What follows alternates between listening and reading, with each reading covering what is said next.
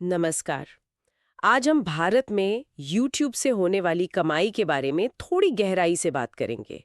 खास तौर पर ये जो एक सवाल सबके मन में रहता है कि भाई 1000 व्यूज पर कितने पैसे मिलते हैं। हाँ, ये सवाल बहुत कॉमन है। हमें इसके लिए वी मेक क्रिएटर्स चैनल के एक वीडियो से काफी अच्छी जानकारी मिली है। तो आज हम समझने की कोशिश करेंगे कि ये कमाई किन चीजों पर डिपेंड करती है और अलग-अलग टॉपिक्स मतलब नीशेस में क्या संभावनाएं हैं। बिल्कुल। और देखिए, इसे टेक्निकली आरपीएम कहते हैं, रेवेन्यू पर माइल, मतलब हर 1000 व्यूज पर औसत कमाई। और पहली बात जो समझनी है, जैसा स्रोत भी बताता है, ये सबके लिए सेम नहीं होता। बिल्कुल नहीं। हाँ, किसी को 1000 व्यूज पे शायद 20 रुपए मिल रहे हों, तो किसी को 200 रुपए भी। अरे 20 और 200, ये तो बहुत ही बड़ा अंतर है। हाँ, बहुत बड़ा। तो ये एक औसत आंकड़ा होता है और कई बातों पर निर्भर करता है। हम्म। तो साफ है कि सिर्फ व्यूज गिन लेना काफी नहीं है। तो फिर वो क्या बात है, मतलब ये कमाई इतनी ऊपर नीचे क्यों होती है? शायद ऑडियंस। हाँ, ऑडियंस यानी आपके दर्शक, वो सबसे अहम है। मतलब उनकी उम्र क्या है, क्या वो 25 से 35 साल के वर्किंग लोग हैं जिनके पास खर्च करने की क्षमता ज्यादा होती है, हाँ, ये तो लॉजिकल है। या फिर वो बच्चे हैं 8-10 साल के जो खुद शॉपिंग के फैसले नहीं लेते, या फिर 55 प्लस के लोग जो शायद हेल्थ टिप्स देख रहे हों। तो विज्ञापन देने वाले इन ग्रुप्स को अलग अलग वैल्यू देते हैं। इससे आरपीएम बदल जाता है। अच्छा। आमतौर पर वो 25-35 वाला जो ग्रुप है, वो सबसे ज्यादा आरपीएम दिलाता है। और वीडियो कितनी देर देखा जा रहा है, मतलब वॉच टाइम, उसका भी रोल होता होगा। बिल्कुल। वॉच टाइम एक और बड़ा फैक्टर है। वीडियो जितना लंबा देखा जाएगा, हम्म। तो यूट्यूब को लगता है कि कंटेंट एंगेजिंग है और उसे ऐड दिखाने के ज्यादा मौके मिलते हैं। राइट। इससे आरपीएम बेहतर होता है। फिर साल का कौन सा महीना है, जैसे त्योहारों के आसपास या ब्लैक फ्राइडे सेल वगैरह, तब एड्स महंगे होते हैं। ओ, ये भी है। हाँ, और सबसे जरूरी, वीडियो किस कैटेगरी का है, मतलब उसका विषय, उसका नीश क्या है, हम्म। ये सब कमाई पर असर डालते हैं। अच्छा, तो कैटेगरी पर आते हैं, ये मुझे बहुत इंटरेस्टिंग लगता है। श्रोत ने कुछ उदाहरण दिए थे शायद, जैसे एजुकेशन। हाँ, एजुकेशन का उदाहरण है। अब इसमें भी फर्क है।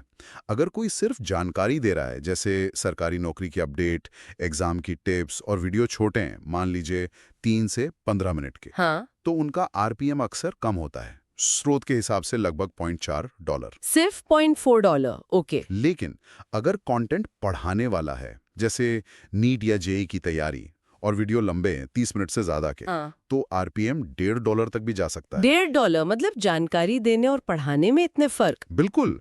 वहीं K-12 मतलब स्कूल लेवल की पढ़ाई, हम्म। 10वीं 12वीं, उसमें आरपीएम आमतौर पर कम ही रहता है, जब तक वीडियो बहुत लंबे ना हो, जैसे 20 मिनट से ज्यादा। समझ गई। तो ये तो हुई एजुकेशन की बात।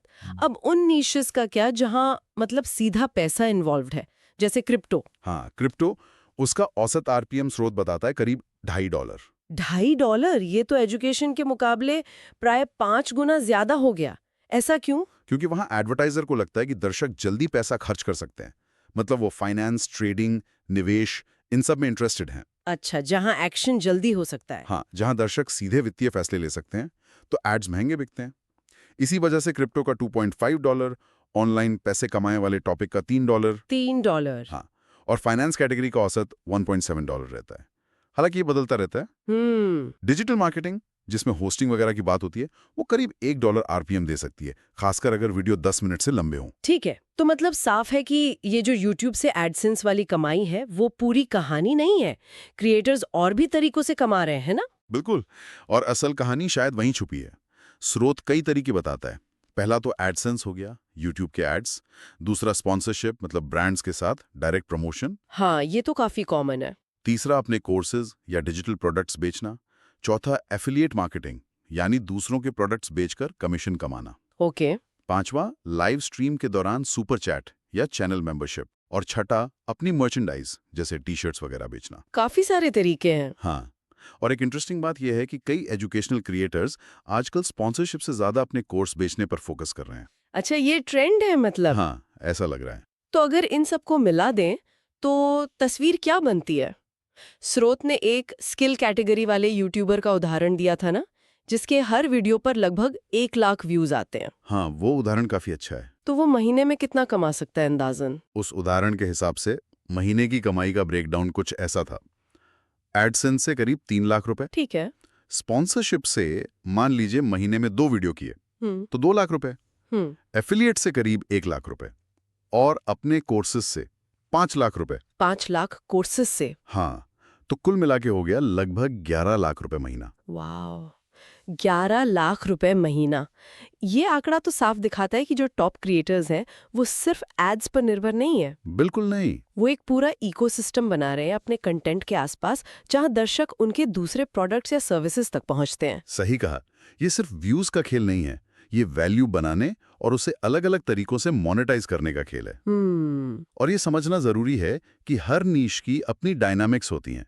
जैसे एंटरटेनमेंट वाले शायद व्यूज और स्पॉन्सरशिप पर ज्यादा डिपेंडेंट हो, हाँ, जबकि जो स्किल बेस्ड या फाइनेंस वाले क्रिएटर्स हैं वो कोर्सेज और एफिलिएट से बहुत अच्छा कमा सकते हैं। मतलब कंटेंट का मूल्य अलग-अलग तरह से देखा जा रहा है। एग्जैक्टली। तो संक्षेप में कहें तो YouTube की कमाई कोई सीधी साधी गणित नहीं है। आपका टॉपिक क्या है, आपके दर्शक कौन है, वीडियो कितना देखा जा रहा है और आप कमाई के कौन से तरीके अपना रहे हैं, ये सब मिलकर तय करते हैं कि आपकी असली कमाई क्या होगी। बिल्कुल, ये एक मल्टी फैक्टर इक्वेशन है। अंत में एक सवाल मेरे मन में आ रहा है सोचने के लिए, जैसे जैसे क्रिएटर्स विज्ञापनों से आगे बढ़कर कमाई के ये नए मल्टीपल तरीके अपना रहे हैं, तो भविष्य में YouTube जैसे प्लेटफॉर्म्स पर किस तरह का कंटेंट ज्यादा सफल होगा या जिसे ज्यादा वैल्यू मिलेगी, ये सोचने वाली बात है। हाँ, ये वाकई एक दिलचस्प सवाल है कि कंटेंट का भविष्य किस दिशा में जाएगा।